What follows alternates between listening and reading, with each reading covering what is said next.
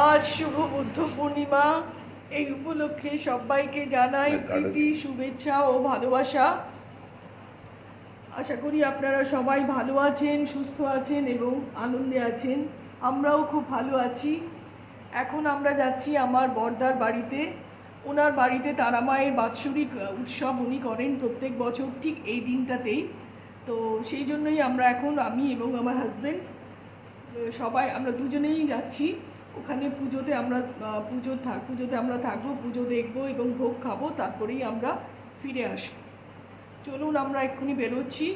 আমি ওখানে গিয়ে আবার আমার দাদার বাড়িতে গিয়ে আবার আপনাদের দেখাবো।